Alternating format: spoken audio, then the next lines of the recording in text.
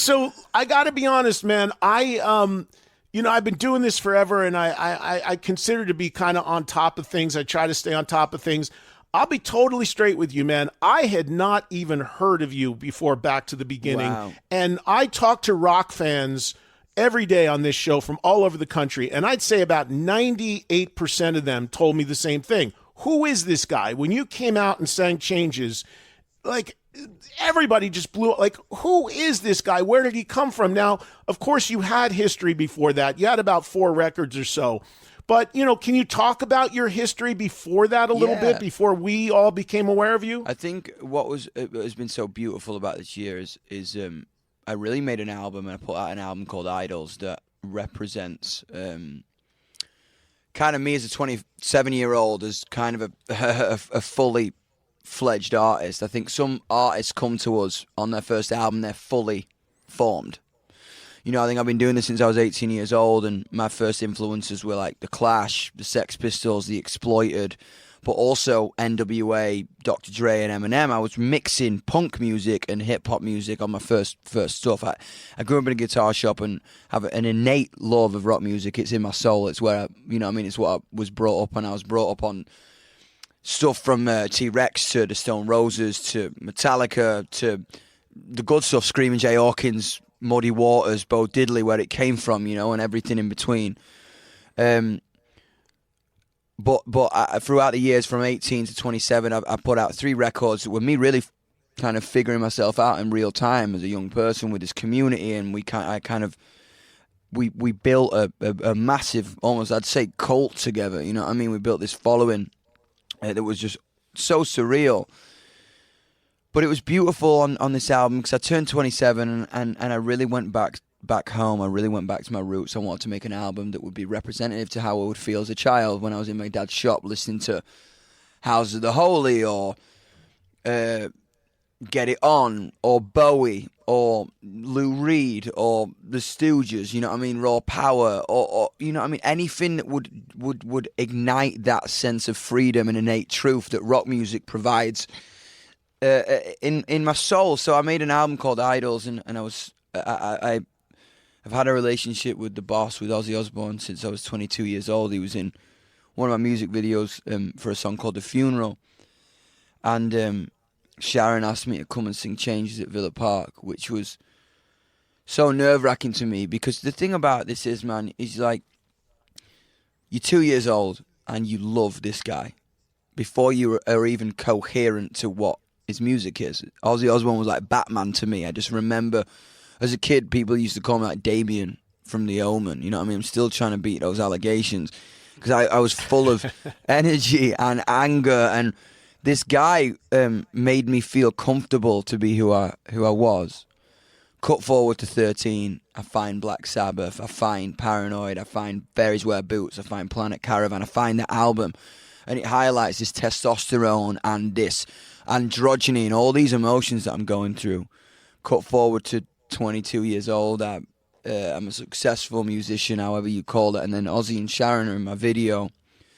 We get to know each other, and then I'm asked at 27 to do this monumental moment for Ozzy and Black Sabbath that I don't think I would otherwise be ready for if I hadn't made the album that I just made. I really settled and really kind of blocked out the noise and said, what do I want to make right now? And really found and faced myself and figured out who I am.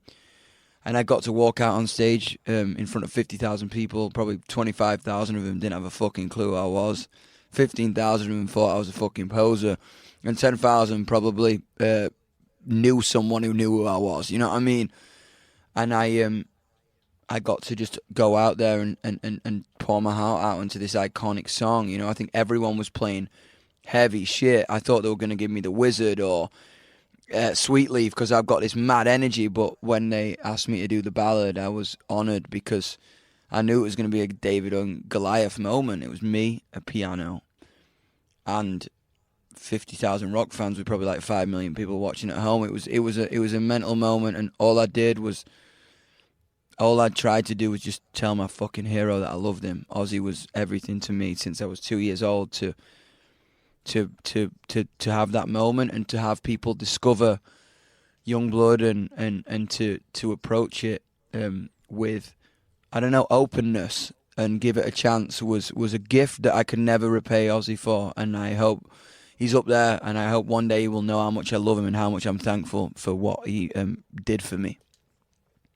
Did you know when you did that song, when you were on that stage and you came off stage, did you feel it? Did you know that you just really put a flag in the ground and put a stake in the ground, and that all of a sudden the world is buzzing about you? Because it really was like that, man. Yeah, it was I mean, wild. everybody that played that day, I knew all those guys personally as a fan, everything. You, I didn't. I had heard of you, but I didn't. And I'm like, who is this guy? And I'm calling, two of the guys that you played that song with are great friends of mine, Nuno and Frank Bello. And I'm calling them, and I'm like, what's going on here, man? Like, who is it? And they all said the same thing.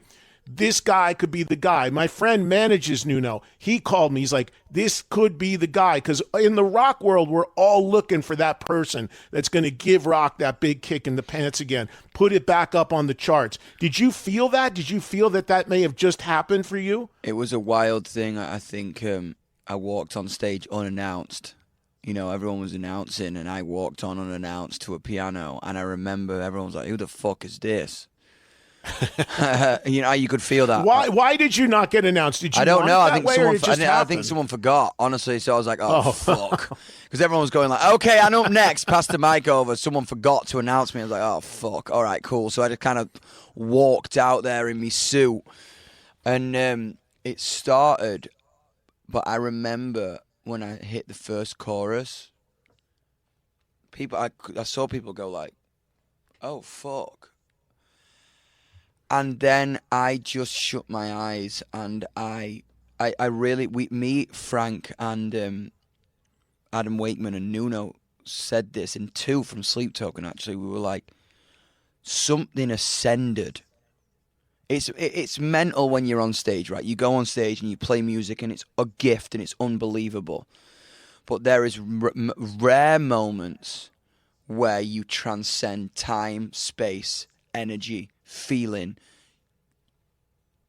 and you kind of hit this thing that we call magic. You know what I mean? Like, you can't prepare for that. It just either happens or it doesn't. You know what I mean? It's like, playing music is amazing, but there is rare moments of like utter what the fuck. And by the end, when I got the crowd to sing, I didn't have that planned. It was not rehearsed. I remember I knew Ozzy was getting there for 3:00. And we went on at 3:30. And I was in the third verse. It took so long to realize. And I had this idea. I was like, I know that band, and especially him, are nervous because they finally made it to the Villa. They made it to their hometown stadium. After basically inventing this genre, you know what I mean? Or the blueprint for modern metal music and rock music. And I knew that he was nervous because he was going to be chained to a chair for this gig. And I knew that it was not his ideal. So in my head, I wanted to provide a moment that he would hear in his dressing room, a roar of a crowd screaming, I'm going through. Just to hear the hum and the roar of a full stadium at 3:30 in the afternoon. And it was funny because Nuno and Frank Bello and Two and Adam were like ringing out the last bit, and I was like, hang on a second, I ain't fucking done. And they were like, what the fuck's he about to do? And when I got to sing that with the crowd, I think it was for the first time that people, if they knew me or not, or hated me, or thought I was a fucking poser, or loved me, or whatever, we all had something in common at the same time. We were just fucking music fans, and we were just Sabbath fans. So to people who didn't know who I was, they were like, oh, who is this? To people who fucking hated me were like, fair, I think I might give it a second chance. And people who loved me were like, yeah, man, that's what Youngblood does. And it was I don't know, man, I've almost blacked out that moment because it just went, there's rare moments in time where you just kind of let the music take over and let the moment take over, and to see how it was received was just insane.